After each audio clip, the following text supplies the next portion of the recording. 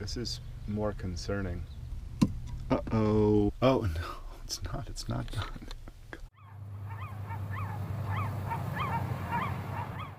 Well, I just finally pulled back into the boat.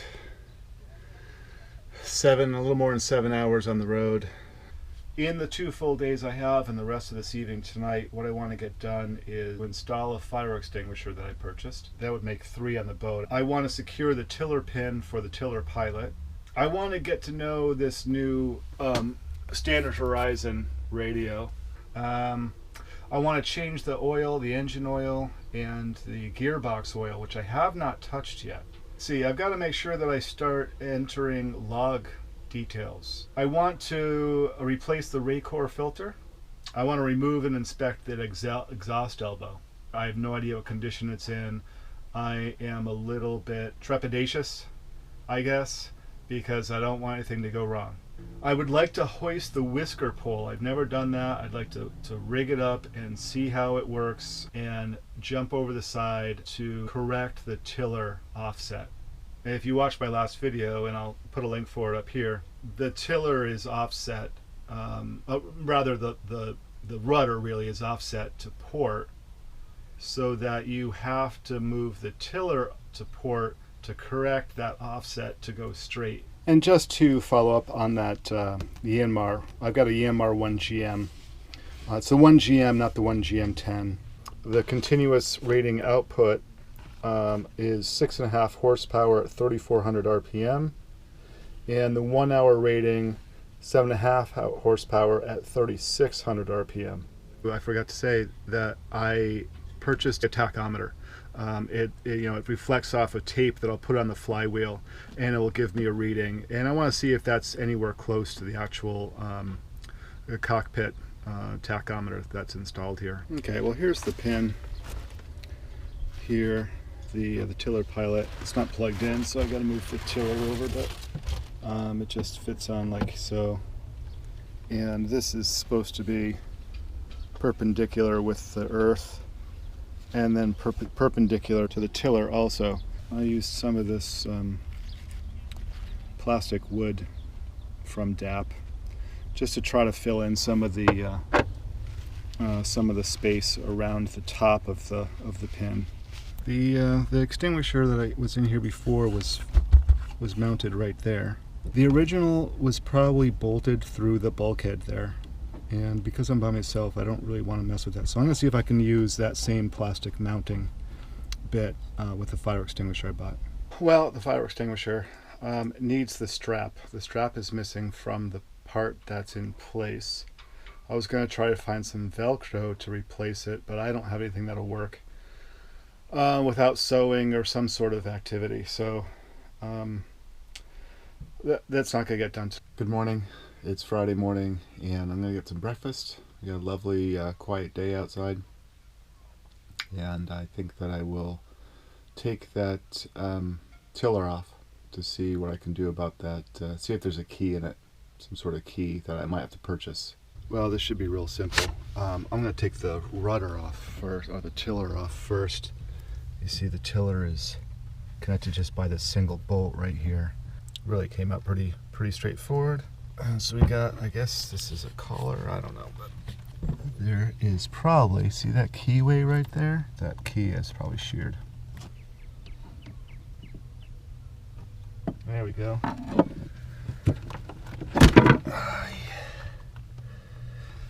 There is a key.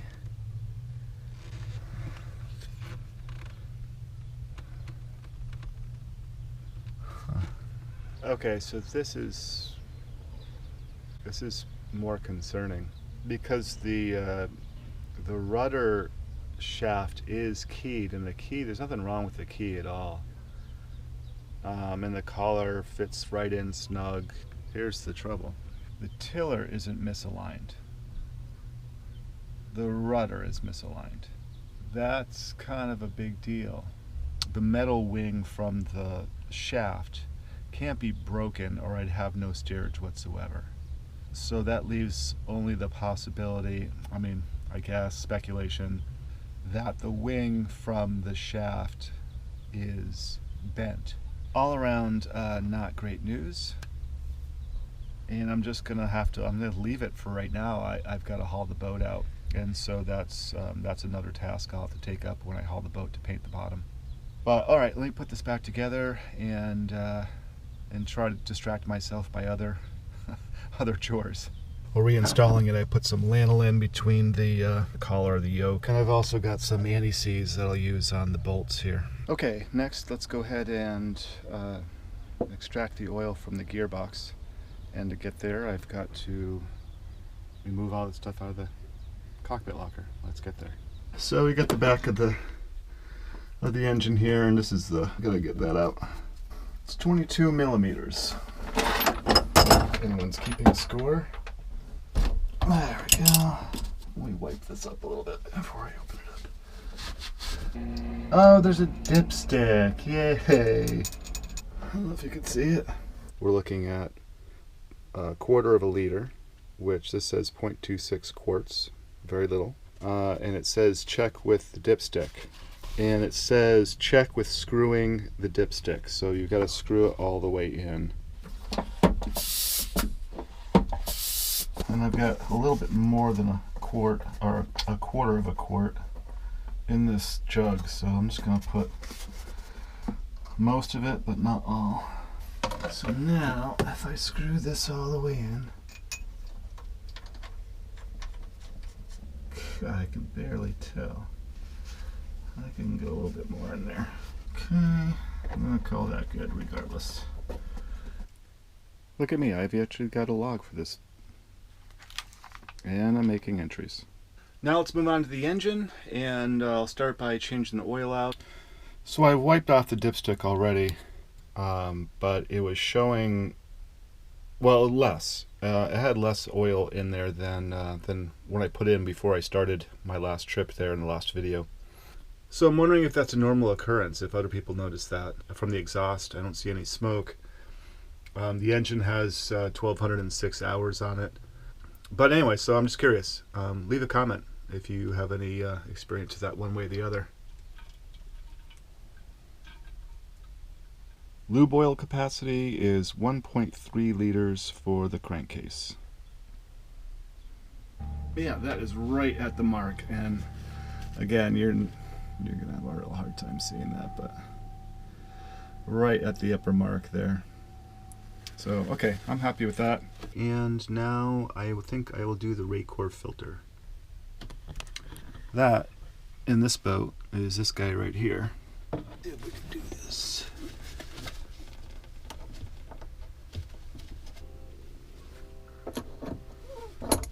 There it is. Okay.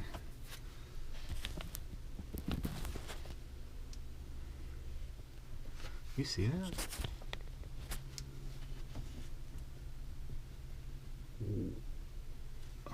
Interesting. Anyways, let's go ahead. Maybe I don't know which one is the vent. I don't know if this is the vent or this is the vent. So.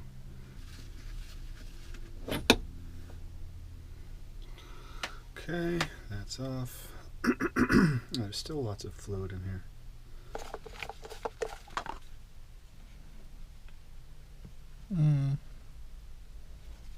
Oh, I see. Okay. So that is not, this is the vent. You see it's mentioned up top here, but I just kind of thought this one was, but it's actually this one up front, that's the vent.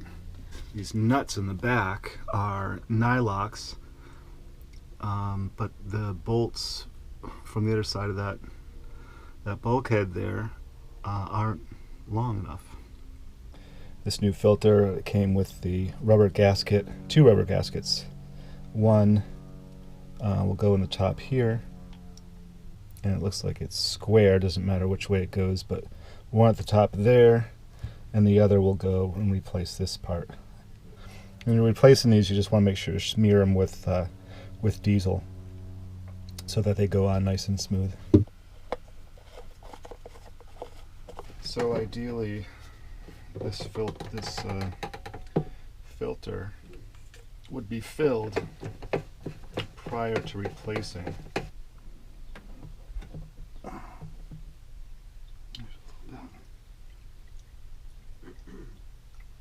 Well, I guess I did fill up the bottom just about. So it's really just the top part of the, just the top part. I don't know if you can see in there or not, but. Okay, I see what's going on here. Well, at least what I think is going on here. So you can put this on hand tight, but you don't want to put it any tighter because that gasket on here could get pushed out. It could get just malformed as you're spinning this on. So instead of turning it this on, you come up here and you spin that, and that sucks this down. Okay, we're knocking some things off the list here. And the next thing is the elbow on this Yanmar 1GM. Hopefully this elbow comes off of there without difficulty. What we've got here is we have 2 hose clamps back here. Then I take this hose clamp off here. This hose here comes from the thermostat. And then once those 2 hoses are disconnected, it's just 3 nuts right over here. 1, 2, 3 right there, relatively easy to get to.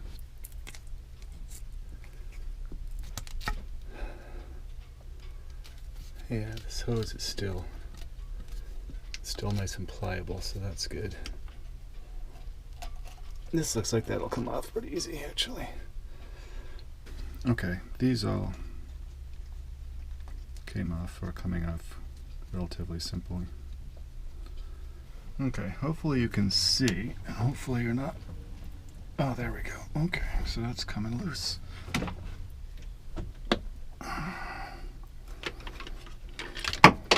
Okay, let's get closer. There we go. Okay.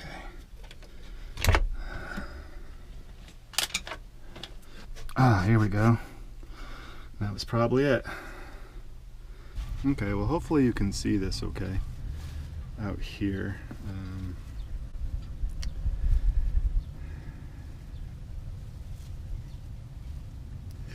So what happens is this is the cooling water comes in this tube right here. And there's a jacket inside of this. Basically there are two tubes inside of this.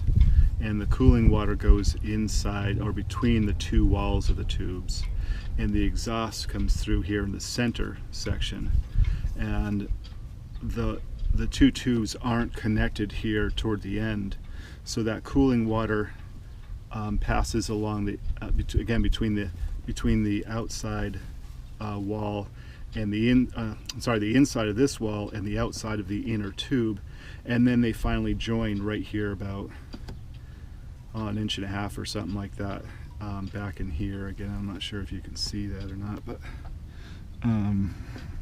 so what happens is this inner tube starts getting crummy, and certainly right here where this tube comes in, where the cooling water comes in, it hits the wall here and it will start disintegrating. If it does that, then we've got water very close to the actual exhaust ports of the engine, which is very bad. This looks like it's okay. I'm actually rather pleased. Now it is a little, I mean, it's got some carbon deposits or whatnot, but I don't think anything that's going to severely doesn't look like it's severely restricted in any way.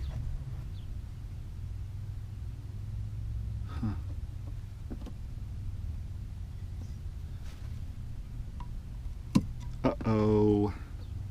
So I just broke through that. Okay, well, it'll be okay, I believe, because we've got a couple of clamps coming up here. Maybe what I'll do is I'll put a little bit of JB weld on that. I've got some steel JB weld, but you see that hole I just punched through there. So, I mean, it's starting to thin.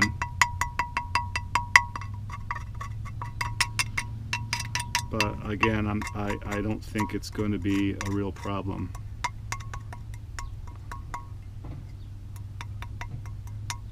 This is a little concerning there. So I'm just going to go ahead and throw some JB weld in there a little bit, and this is starting to go. So I guess I really need to put this on the to buy list to get this going. But for right now, again, I'll just put some in there and let it cure.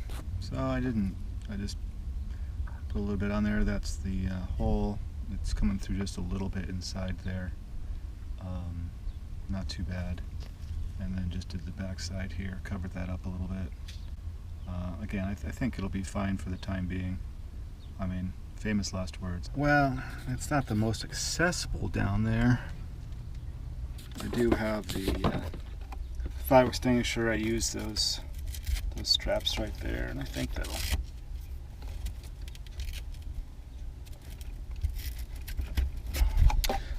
get it. Well, I'm getting along pretty well. I'm getting things done. Most of my list is checked off, except for, of course, that exhaust elbow.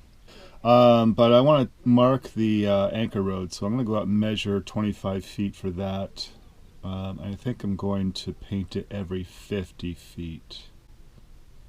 Maybe every 25. I guess every 25 is probably a little bit more reasonable. I've been going through the radio. I should mention I got the radio on here and going through the AIS settings, going through the digital selective calling settings. While the radio is on, I did happen to hear the Coast Guard attempting to communicate with someone who called a Mayday. I didn't hear the nature of the call. They are too distant from where I am, so it wasn't coming through. I hope those folks are okay, but just please be careful.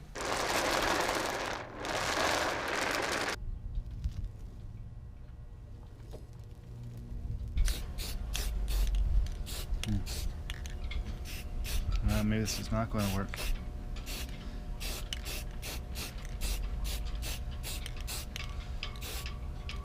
Yeah, to hell with this. It's just, I don't know what's going on, but it's just bleeding, I think, into the rope itself. I'm going to leave it as is. I'm not even going to bother with the yellow paint that I bought. It's the same stuff. I mean, this will certainly help.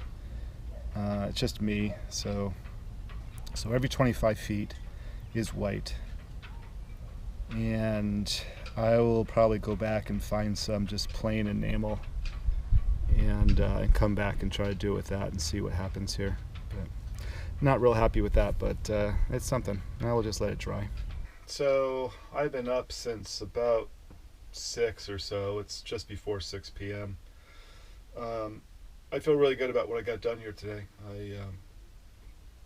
It wasn't, some of it was kind of iffy, the painting, the fire extinguisher. I didn't get done the elbow. That'll go tomorrow, but I actually plan to do all of that in 2 days, and I got it done in 1, so I do feel really good about that. And now I've got my tablet. I've got myself a San Juan IPA, which I find is a pretty good beer. I'm gonna have some food here pretty soon and relax. Well, my furling line has some chafe right here. It seems fairly significant. I like to put a couple extra spools, a couple extra wraps of the line, so that you can make sure that you've got enough to really well furl the head sail, so that in a blow you've got it pretty well cinched down. There we go. Okay. So now we just got to go ahead and back it through all the leads. I'll take this old stuff out, which actually you could feel it. It's just worn and just kind of nasty. It's been in the sun forever. So, and that's that. Got to clean it off. Now with this old one here, I think I'm going to make some dock lines, or not dock lines, but fender lines. You can see how thin and just kind of nasty this stuff is. Well, I went ahead and I did all 6 of my fenders. I'm back working on the exhaust elbow today. I'm going to install it. I'm going to clean up that face there a little bit, and along with the face of the engine. What I found out though is that whoever installed it last didn't install a gasket. Luckily, when I bought the boat, I went through and bought a lot of spares.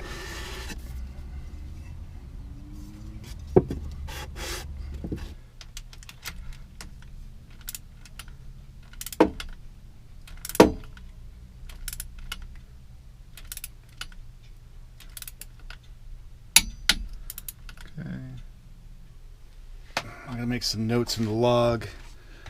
The exhaust hose is all buttoned back up. Oh no, it's not. It's not done. That's gonna be important. Okay, so this is another thing I've never done before. So let's see what happens if I just open this up.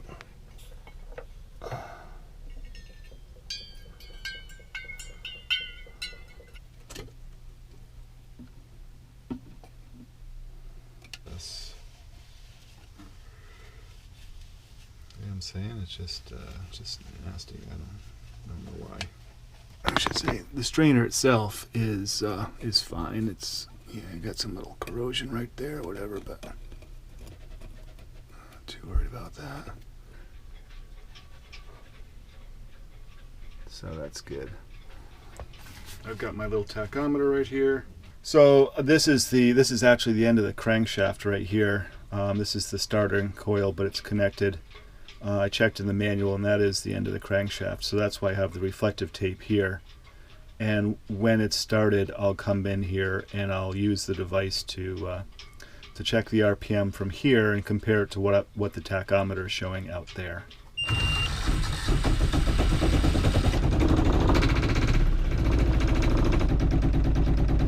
It's like 10,000 RPM. Strike that, it's 1,000 RPM. Okay, that's good. It says 1091, 1093. So the tachometer, I guess, does show a little slower by about 75 RPM.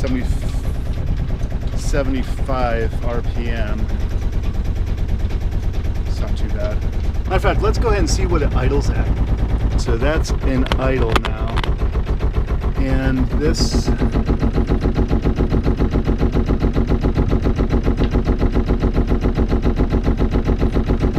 don't know, I guess maybe it's showing about 850, is it? Or about 825. That shows about 872, 868. So it's about 870. I mean, obviously this is not a high precision device, but neither is an analog display. So clearly the RPMs are a little bit higher. Maybe about 50 RPM, 50 to 75 RPM higher than what's displayed. Oh, that's not necessarily true. But we might consider adding another 50 RPM to the display of the tachometer. So anyways, I'll let this engine run a little bit longer and then